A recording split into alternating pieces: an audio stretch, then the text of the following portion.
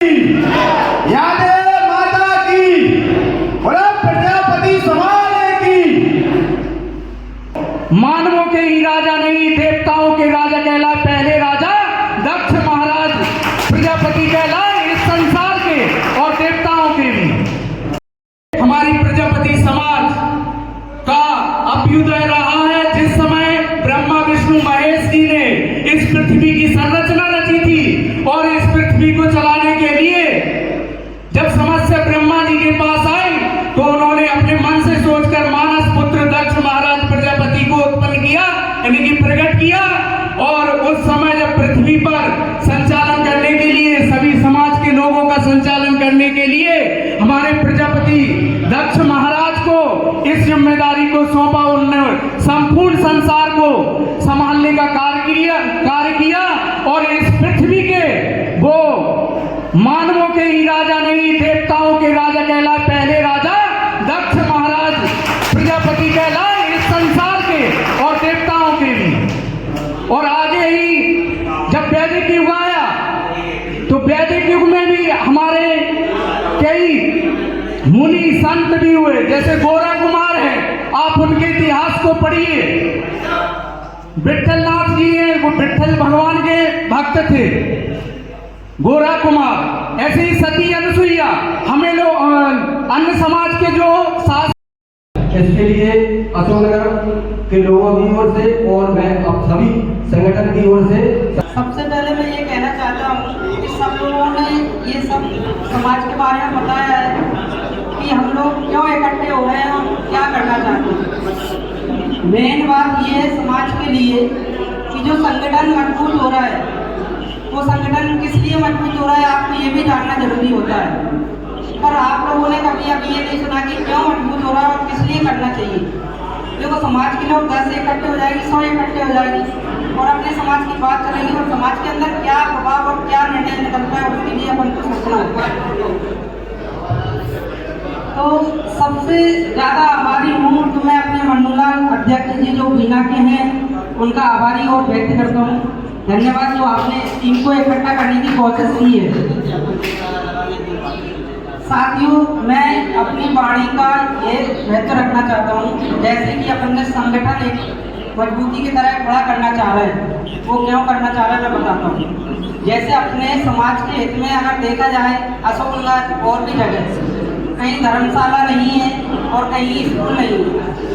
अपनी समाज को अगर जीना और आगे बढ़ाना है तो वो क्यों आगे बढ़ाना होता है आप सबको पता है। और किस चीज़ से आगे बढ़ेंगे, ऐसा नहीं है कि 100 लोग अपन इकट्ठे होगा और लट्ठू डालो और चलो आगे बढ़ते हैं, नहीं। अगर अपन 400 500 लोग इकट्ठे हुए और 500 लोगों में कितने लोग उसमें युवा और एवं शिक्षित लोग, जो अगर शिक्षित लोग होंगे तो वो ही तो आगे बढ़ पाएंगे, क्योंकि अपन को तो पता ही नहीं है कितने लोग आगे बढ़ रहे हैं। अगर जो शिक्षित लोग हैं उनके साथ में चलना है, उनका साथ देना है। जैसे समाज का संगठन करना एक महत्व है। समाज इसलिए इकट्ठा करता है क्योंकि समाज के अंदर अभी भी बहुत से जो युवा लोग हैं और जो बच्चे हैं वो अनपढ़ हैं, उनको सही रास्ता नहीं मिल रहा, सही गाइडलाइन नहीं मिल रही। तो मैं ये कहना चाहता हूँ कि समाज के हित में अगर कार्य करना है तो सभी लोगों को इकट्ठा होना है। समाज का संगठन इसलिए इकट्ठा किया है, जैसे सहायता, जैसे शिक्षा और स्वास्थ्य और रोजगार, ये 3 महत्व के लिए आगे संगठन को लेके अपन लोग चल रहे हैं। जब संगठन में ये 3 चीजें अगर आपको व्यवस्थित मिल जाएगी तो अपनी समाज ऑटोमेटिक आगे बढ़ने लगेगी। जब ये चीजें आपको व्यवस्थित मिलेगी तो आपको किसी के आगे भटकना नहीं पड़ेगा। जब ये चीजें मिलती हैं तो अपना युवा जो बच्चे होते हैं वो पढ़ते लिखते हैं, कोई वकील बनता है, कोई डॉक्टर बनता है, कोई शिक्षक बनता है और कोई पुलिस में भी जाता है और कोई SDM IPS IAS बनता है। जब ये लोग बनते हैं तभी अपने समाज का विकास होता है। तो आप लोगों से मैं विनम्र निवेदन करता हूँ कि अभी तो ये कम आबादी है, थोड़ा कोशिश करें कि सभी लोग इकट्ठे होने की कृपा करें और इससे भी ज़्यादा अपन लोग एक बहुमत में खड़े हों, जिससे कुछ आगे की रणनीति जो तैयार करेंगे वो अपन सब मिलके करेंगे। तो मैं अपनी वाणी का यही विराम देता हूँ। धन्यवाद। बहुत बहुत धन्यवाद हमारे युवा अध्यक्ष सुशील जी का संगठन की ओर से। वो इन्होंने तीनों देवों को पल्ले में झुला दिया, लेकिन ये नहीं बताते भाई इनका अभ्युदय कहां से हुआ, इनका जन्म कहां से हुआ।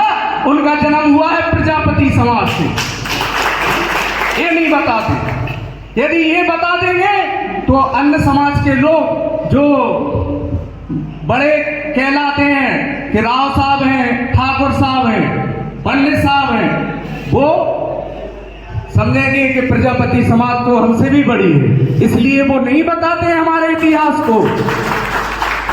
मैं कहना चाहता हूं आज के दिन सभी के पास एंड्रॉयड मोबाइल है, प्रत्येक घर में एंड्रॉयड मोबाइल है। हमारे बच्चों को शिक्षा दीजिए कि आप एंड्रॉयड मोबाइल में अपने बच्चों से कहिए कि प्रजापति समाज के जो लुप्त हो गए क्रांतिकारी, जो लुप्त हो गए हमारे संत समाज, उनको सर्च करिए और उनके इतिहास को पढ़ाइए। उनके इतिहास को सर्च करके बच्चों को पढ़ाइए, दिखाइए कि प्रजापति समाज जब से इस पृथ्वी का जन्म हुआ है प्रत्येक युग में अग्रणी रही है।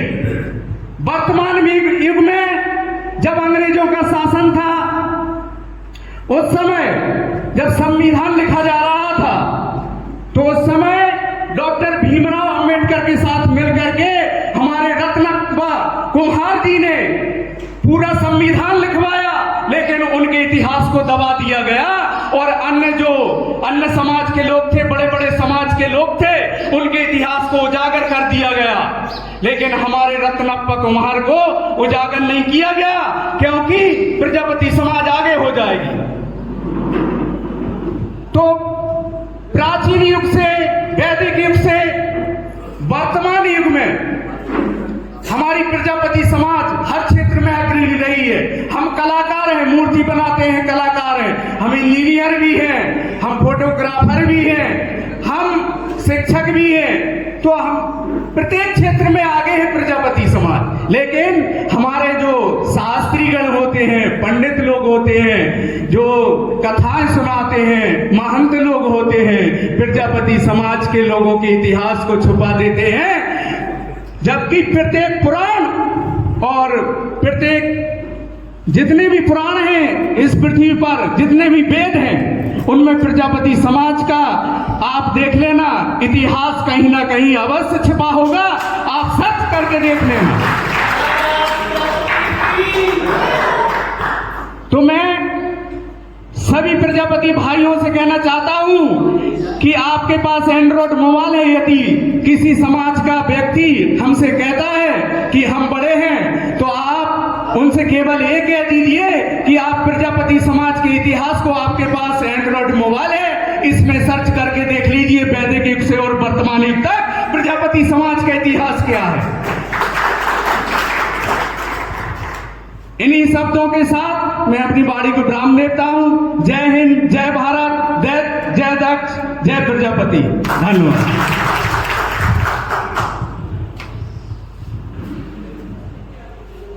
बहुत बहुत धन्यवाद लगन जी।